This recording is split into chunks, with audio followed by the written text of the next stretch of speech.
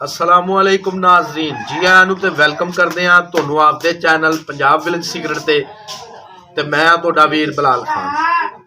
ते अगर तुसी भी बकरियां दे मुतलक कोई मालूमात दरकार है तुहानूं ते मेरे चैनल नूं जरूर सबसक्राइब कर लो। मैं नवीं तो नवीं वीडियो तुहाडे वास्ते लैके आउंदा रहिंदा वां ते मालूमात जिहड़ी आ ओह तुहाडे नाल शेयर करदा रहिंदा।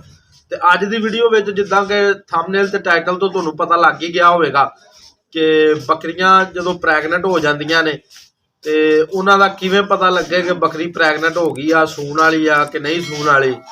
ते वीडियो मुकम्मल वेख्या जे तुहाडी मालूमात च बड़ा इजाफा होवेगा। ते मैं आपदा तजर्बा ते जिहड़ी भी मैं मालूमात नैट तो या जित्थों भी अगों पिछों बंदियां तो सियाणे बंदियां तो हासिल कीती आ ओह तुहाडे नाल शेयर करांगा।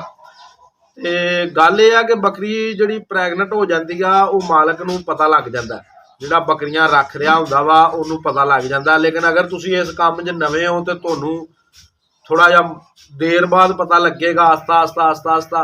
लेकिन बकरी जदों प्रैगनेंट हो जांदी आ ओहदियां आदतां, ओहदे चलन फिरन दा स्टाइल, ओहदे बहन उठण दा, ओहदे खाण दा हर शै 'च वाज़े फर्क आ जांदा है। ते उस फर्क नूं जज करके बंदे नूं पता लग जांदा है कि बकरी पहले जानवरां नाल किदां दा व्यवहार कर रही सी, दूसरे नालदियां नाल उछल खेड रही सी, कुद रही सीगी, भज रही सीगी। बकरी सुस्त हो जाती है पहले 45 दिन ते आखिरी 45 दिन बकरी अक्सर ही सुस्त हो जाती है। खाण तो बाद बह जाती है, ज़्यादा देर खड़ोंदी नहीं, भजदी नसदी नहीं। ते थोड़े जे पट्ठे भी वो मतलब घटा जाती है। ते जदों पहले 45 दिन जदों प्रैगनेंट हो जाती है ते उस तो बाद बकरी जिहड़ी आ ओह मतलब आपदा सुस्ती जी थोड़ी जी सुस्त हो जाती है। ते बाकी 22 दिनों के अंदर अंदर तो वैसे ही पता लग जाता है कि बाद च बकरी प्रैगनेंट हो गई है। ते बकरी के चाल ढाल तो बकरी यानी कि खाण पीण तो हर शै तो बंदे नूं पता लग जाता है। बाकी इहदा निचोड़ यही आ कि गल्लां सारियां दा कि बकरी थोड़ी जी सुस्त हो जाती आ, भजन नस्सण उछल कूद जिहड़ी ओह घटा दिंदी आ। ते उस तो बाद खाण पीण तो बाद वो बह जाती आ, ज़्यादा देर खड़ोंदी नहीं गी।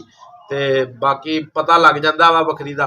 ते बाकी अगर वीडियो चंगी लगे तो वीडियो नूं लाइक जरूर करिया जे। ते बाकी गल चैनल नूं सबसक्राइब जरूर करिया जे। ते मिलांगे एक नवीं वीडियो नाल। रब राखा, अल्लाह निगहबान।